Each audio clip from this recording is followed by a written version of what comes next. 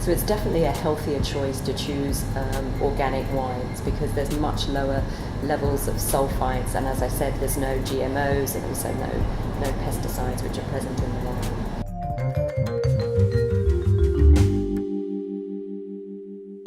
Hey Tribe, Stephanie Dixon here for Green is the New Black TV, your guide to conscious living in Asia.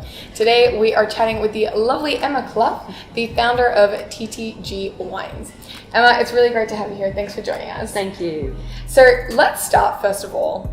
How is wine even produced? Because I actually don't even know myself. So wine generally is made using a 5-step process. So the first thing is to harvest, which is basically the process of picking the grapes. The next step is crushing and pressing, which is where the grapes, including the seeds and the skin, are crushed into what you call a must, which is like the juice, if you like. In the case of a red wine, you leave the juice soaking on the skins and the solids and the seeds because you want to create some tannin and some colour. But in the case of a white wine, all those particles are removed. And the next step is the fermentation, which is where yeast is added to the must and the sugar converts into alcohol. And then after the fermentation process is clarification. And clarification then is when you go and remove those particles, so removing the tannins, removing the skins, removing the solids that are left. And that can be done in different ways.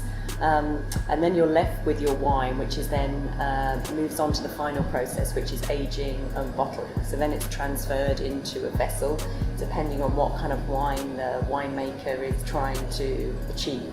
So in the case of red and white wines, many will be transferred into oak barrels, which then sort of can impart a little bit of a vanilla flavour, can also help with the aging process. And some wines will be transferred into stainless steel vats. And when winemakers do that, they're looking for maybe a more zesty wine, which is how Marlborough Sauvignon Blanc is made from New Zealand, which is very commonly drunk in Singapore.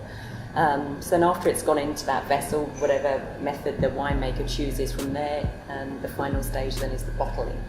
And some white wines will remain in the bottle for further aging, other wines will then be shipped to their final destination. And what really differentiates a normal wine versus a sustainable and organic wine? Okay, so an organic wine really in the simplest form is just the purity, it's the purity of the wine. Each country has a slightly different set of rules and regulations for what's certified organic, but generally what it means is that the wine is made using organic grapes, which means then that they cannot use fertilizers on the soil, they can't spray the fruit with pesticides. So you generally get a much cleaner, fresher type of wine. There's also no use of GMOs at all. In terms of sustainability, that is making wine with minimal waste, using practices that are ecologically sound and viable for the land.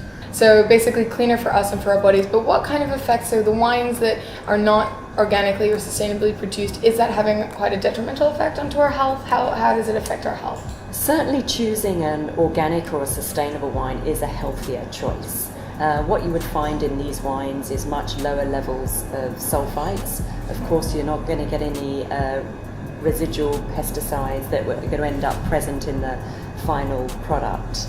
And also these wines are produced in such a way that it's better for the soil that they're growing in, which again imparts in the final product. So tell us a little bit about your journey with wine. When did you first fall in love with wine and decide that you wanted to make this your career? So after I'd had my second child, a friend of mine who's got the same background as me said that she knew this Australian gentleman who had a wine business and he needed somebody to help him with sales. So I started working for him a couple of days a week and realised actually this is what I love. So when I then started to work in the industry, I was exposed to so many more different types of wine. And you start to understand a little bit more about your own palate, the type of things that you like. And I realised then, although wine is expensive in Singapore, you realise there's actually so much out there and so much choice. Subsequently, I worked for another company which was headquartered out of Hong Kong. And now we're very much in the process of reaching out to more private consumers, particularly now that we're focused on the organic and sustainable angle. we really want to make these wines more available to, as many wine drinkers as we can in Singapore. Yeah, so what does TTG Wines stand for, and what is it that you really hope to do?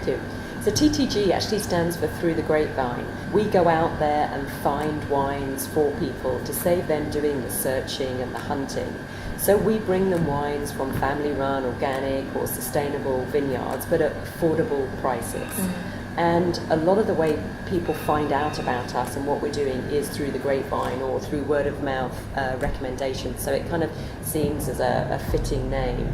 And we're always on the lookout for new organic and sustainable wines. So the portfolio is, progressively changing all the time. As and when we find something new and we realise it could work in Singapore, then we'll bring it on board. What were one of the most interesting things you've discovered, or some of, the stats around wine that maybe you could share with us? 52% of wine that's sold in the US is produced by the multinationals, so by, huge corporations and companies, and it's almost impossible then to make wine without the use of chemicals or pesticides or adding more sulfates, adding sugar, maybe adding food coloring. And what would Mother Nature say if she could speak right now? I think as time goes on, there's a desire to shop in more local markets, to seek out more organic foods and to reduce that sort of excess waste in our lifestyles.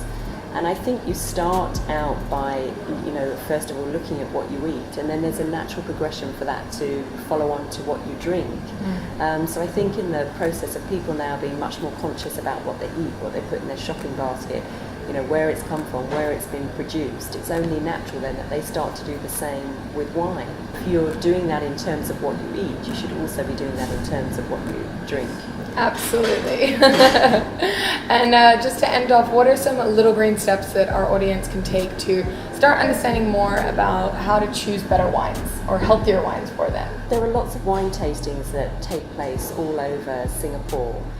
So I think it's really important to go along and find out what you like. And then when you discover what you like and how it's been made and where you come from and learn a little bit about it, then you're buying something that you're never going to waste. It's always going to be something that you enjoy.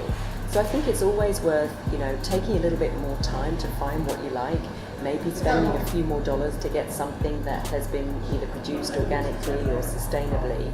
And they're really two things that you can do to make better choices in your wine. Great. Well, thank you so much for joining us. Thank you. And thank you for watching. I hope you learned something today so that you can live more consciously tomorrow.